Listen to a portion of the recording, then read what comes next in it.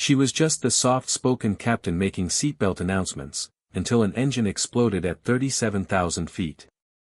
What happened next made two F-22 fighter jets pull alongside her airliner, and made grown fighter pilots realize they were staring at a legend they'd only read about in classified training manuals. Before you watch full story, comment below from which country are you watching. Don't forget to subscribe for more amazing stories. The gate agent at Chicago O'Hare called final boarding for the 7:10 evening departure to Los Angeles, and 180 passengers shuffled down the jet bridge without a second thought about who was flying them home. Business travelers loosened their ties. A mother bounced a toddler on her hip. An elderly couple held hands the way people do when they've flown together for 40 years and stopped being nervous about it decades ago. None of them looked twice at the captain's voice that crackled over the intercom as they settled into their seats, a calm, almost gentle voice, the kind that made you forget you were about to be hurled across a continent inside a pressurized aluminum tube. "Good evening, folks, this is Captain Renner speaking. We've got clear skies most of the way tonight, a smooth ride, and we're expecting to touch down in Los Angeles right on schedule. Sit back, relax, and thank you for flying with us."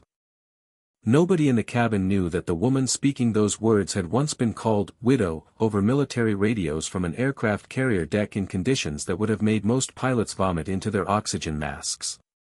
Nobody knew that she'd graduated at the top of her class from the Navy's most elite fighter training program, the kind of program that produces maybe a handful of true masters in a generation. To the passengers boarding Flight 1182, she was simply Captain Elena Renner, 36 years old, 5'5", dark hair pulled into a neat braid, a voice that belonged more to a kindergarten teacher than someone who had once dueled enemy jets in training exercises over open ocean. Elena had been flying commercial aircraft for 7 years. Her first officer that evening, a 29-year-old named Daniel Cho, had flown with her a dozen times and considered her one of the steadiest hands in the cockpit he'd ever worked with. She never raised her voice. She never seemed rattled. When turbulence rocked the aircraft hard enough to spill coffee across the flight deck, she'd simply reach for a napkin and keep flying. Daniel had asked her once, half joking, what her secret was. She'd smiled and said, "Bad days feel a lot less bad once you've had a truly terrible one to compare them to," and left it at that. She never talked about the military. When people asked, she gave the same answer every time, a few years of service, nothing dramatic, and changed the subject with practiced ease. It wasn't that she was ashamed of what she'd done. It was that she had built a second life for herself, a quiet one, and she had no interest in dragging the first one into it. The push back from the gate was routine. The taxi to the runway was routine. The climb through scattered clouds into a darkening October sky was, for the first 90 minutes of the flight, about as routine as commercial aviation gets. Somewhere over Iowa, at a cruising altitude of 37,000 feet, Elena engaged the autopilot, ran through her scan of instruments out of habit rather than necessity, and allowed herself to relax into the long, quiet middle stretch of a transcontinental flight. That was when Denver Center called with an odd request. "United, Flight 1182, this is Chicago Center handoff to Denver. We're showing an intermittent transponder return on your aircraft. Can you confirm squawk 7241? Daniel read back the code. Elena frowned at the transponder display, which showed nothing unusual on her end, and filed the exchange away as one of those small mysteries that air traffic control occasionally threw at a flight crew, a glitch somewhere in the radar chain, nothing more. She had no way of knowing that 200 miles away, at a fighter wing outside Denver, an alert had already been raised. A pair of F-22 Raptors were being prepped on a ready pad, their pilots pulling on gear with the practiced urgency of people who trained constantly for moments that almost never actually happened. Command had flagged unusual radar returns in the sector, not from Elena's aircraft specifically, but from something in the airspace around it that didn't match any filed flight plan. Standard procedure called for an intercept and visual identification. It was going to be, everyone assumed, a non-event. A training flight. A weather balloon. A paperwork error somewhere in the system. Nobody expected what was about to happen 34 minutes later. Elena felt it before she saw it, a faint shudder through the airframe, subtle enough that a less experienced pilot might have dismissed it as light chop. She didn't dismiss it. Her eyes went straight to the engine instruments, and what she saw there made her stomach tighten in a way it hadn't in years. The number 2 engine's exhaust gas temperature was climbing. Not gradually, rapidly, the needle sweeping toward the red arc like it had somewhere urgent to be. Vibration readings spiked right behind it. Daniel. Number 2. Her first officer's head snapped toward the display, and the color drained visibly from his face. That's, Captain, those numbers are climbing way too fast, that's not a normal. The bang cut him off. A deep, resonant thud that traveled through the entire airframe, followed immediately by a violent shudder that rattled the cockpit windows in their frames. Behind them, in the cabin, passengers gasped and gripped armrests as the aircraft yawed slightly before Elena's hands, moving on pure trained instinct, corrected it back to level flight. A warning tone blared. Then another. The master caution light lit up amber, followed almost instantly by the harsher red glow of an engine fire warning. Engine fire, engine 2, Elena said, and the strange thing, the thing Daniel would talk about for years afterward, was how level her voice remained. Not cold. Not robotic. Just steady, the way a surgeon's hand stays steady in the middle of an operation because falling apart has never once helped anyone. Running the checklist. Pull it up. Daniel's hands were shaking slightly as he reached for the emergency checklist, but Elena's were not. She worked the fire handle with the same economy of motion she used to adjust her sunglasses, discharging the extinguisher, confirming the shutdown, watching the temperature readouts begin, slowly, mercifully, to fall.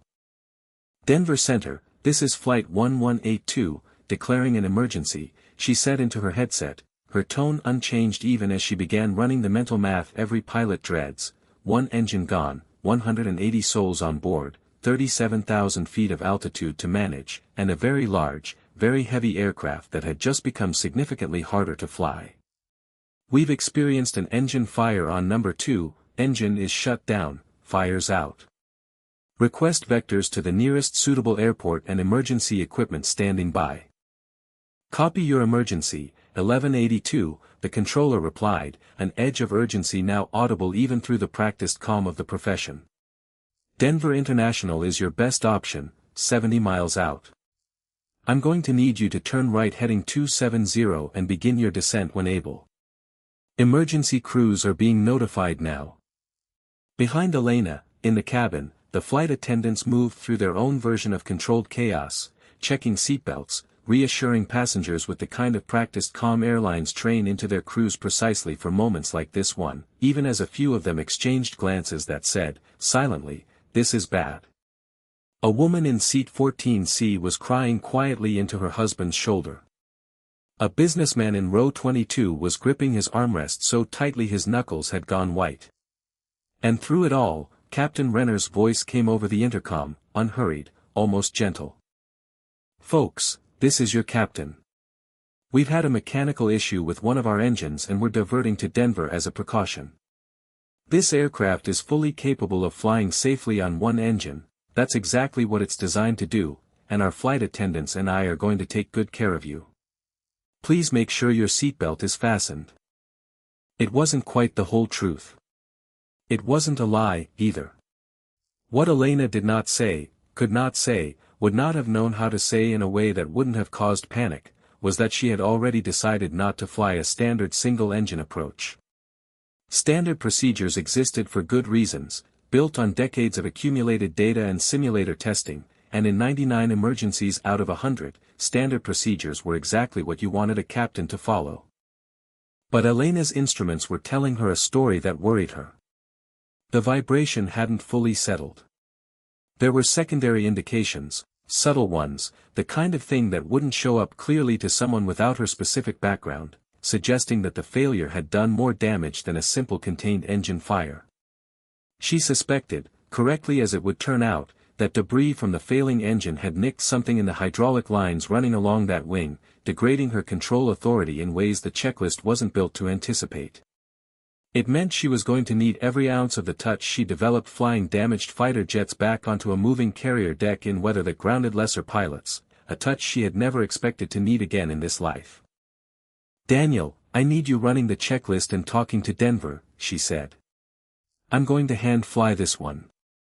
"Copy," he said, and to his credit, he didn't ask why.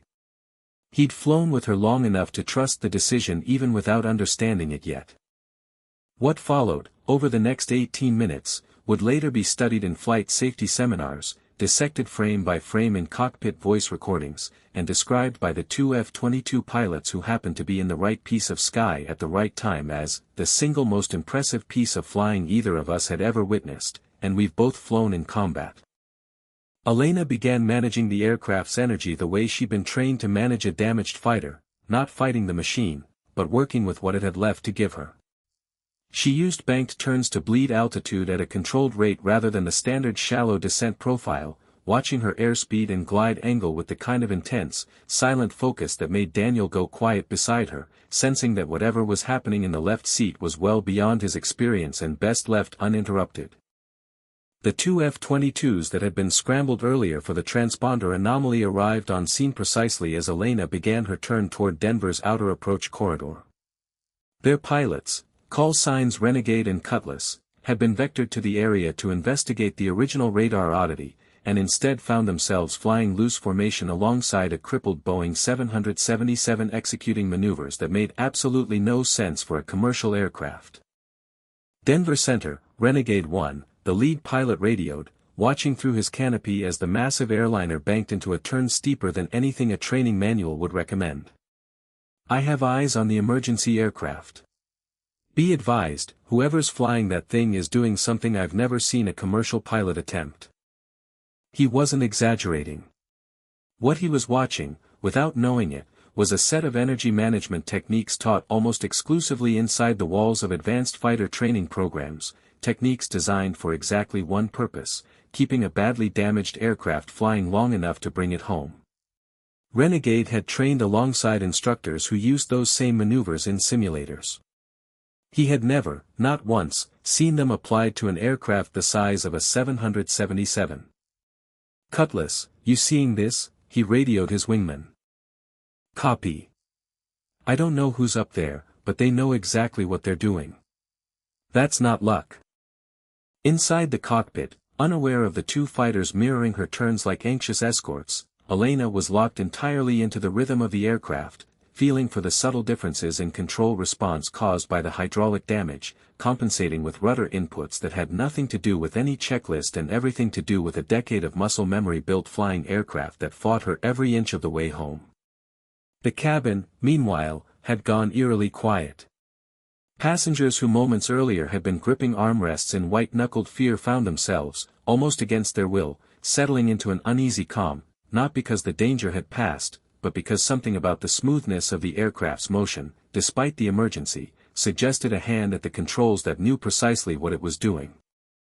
"Denver Tower, Flight 1182, 10 miles out, request the long runway and I'd like the approach corridor clear for at least 5 miles, Elena radioed, her voice carrying the same unhurried authority it always had. "We'll be coming in a bit steeper than standard. 1 engine, and I want margin." 1182, Denver Tower, copy that, runway 34 right is yours, clear for 5 miles, emergency cruise in position. The final approach was the part that would end up, months later, in the incident report that aviation investigators would describe as an exceptional demonstration of airmanship under degraded aircraft conditions. Elena flew the big jet down a steeper, tighter glide path than any standard single-engine procedure called for, not because she was showing off, not because she was taking an unnecessary risk, but because her read of the aircraft's actual condition, informed by instincts most commercial pilots never have reason to develop, told her that a shallow, drawn-out approach would give the compromised hydraulics more time to fail further. Better to get it on the ground quickly, decisively, and under as much control as she could manage. She flared the aircraft at exactly the right moment, a fraction of a second either way and the outcome could have been very different, and the massive jet touched down with a firmness that rattled coffee cups in the galley but caused no damage, no injury, nothing beyond the ordinary jolt of a hard but entirely safe landing. Reverse thrust deployed. Brakes engaged. The aircraft rolled to a stop with more than half the runway still ahead of it, surrounded within seconds by a convoy of flashing emergency vehicles that, as it turned out, would not be needed for anything beyond a precautionary inspection. "Ladies and gentlemen, welcome to Denver," Elena said over the intercom, and for the first time since the emergency began, there was the faintest trace of something warmer in her voice, relief, maybe, or simple satisfaction in a job done right. "Please remain seated with your belts fastened while emergency personnel take a look at the aircraft. You did great. Thank you for your patience tonight." Outside on the tarmac, as ground crews began their inspection and passengers were slowly, calmly deplaned onto waiting buses, Renegade and Cutlass requested permission to land and taxi over to the gate area. Both pilots wanted answers. Neither of them had ever seen a commercial pilot fly the way this one had, and something about it nagged at each of them independently, a familiarity in the technique that neither could quite place until they saw her step down from the aircraft. She looked entirely unremarkable standing there in her captain's uniform, hair still neat, expression composed, the picture of a professional who had simply done her job. It was Renegade who approached first, still in his flight suit, helmet under one arm. "Captain," he said, extending a hand. "Major Alvarez, 120th Fighter Squadron. I've flown Raptors for 11 years and I have never seen anyone fly an airliner the way you just did. Where'd you learn to manage an aircraft like that?" Elena studied him for a long moment, the kind of look that weighs how much of a story is worth telling to a stranger, before she answered. "I used to fly for the Navy," she said simply. "Ma'am, with respect, that wasn't just Navy flying. That was fighter pilot energy management on a jet 3 times the size it was ever designed for. I've only seen techniques like that from the top instructors in advanced tactical training." Something shifted in her expression, a flicker of the past surfacing briefly before she tucked it back away out of long habit. "I spent some time as an instructor," she admitted. "A long time ago now." "What squadron?" She told him, quietly, and watched his eyes widen with recognition, the particular kind of recognition reserved for names that circulate through training programs long after the people behind them have moved on, names attached to techniques still taught in classrooms to pilots who have no idea the person who developed them is still out there, flying commercial routes, making gentle seatbelt announcements to passengers who will never know how close they came, that evening, to needing every bit of skill she had.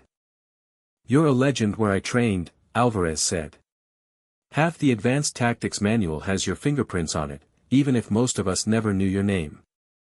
Elena offered a small, tired smile, the same smile she'd give anyone who pressed too hard on a subject she preferred to leave closed. "I just did my job tonight, Major. Same as I do every night." But word travels fast in tight professional communities, and within days, what had happened aboard Flight 1182 had become something close to legend in aviation circles. The story passed from pilot to pilot, instructor to student, until it eventually reached people whose job it was to think seriously about how commercial aviation trained its pilots for the worst days of their careers. Elena found herself, somewhat reluctantly, invited to speak to investigators, to safety boards, and eventually to conference rooms full of fellow airline pilots eager to understand exactly what she had done differently and why it had worked. She never enjoyed the attention.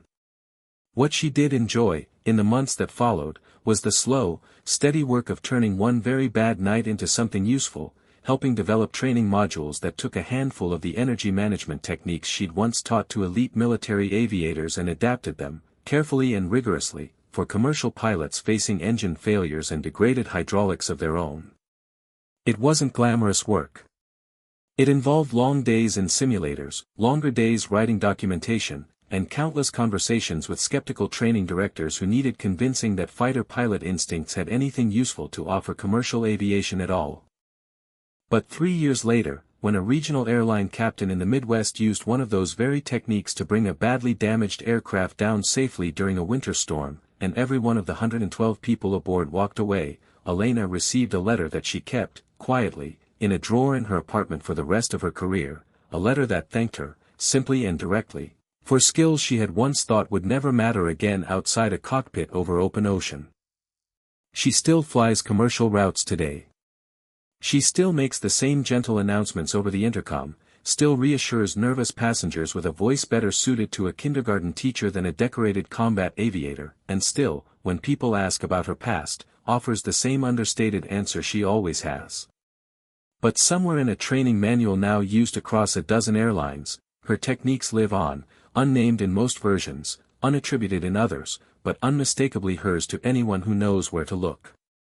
And somewhere out there, other pilots like her are flying quiet routine flights tonight, ready without fanfare for the moment when ordinary suddenly, urgently, becomes extraordinary.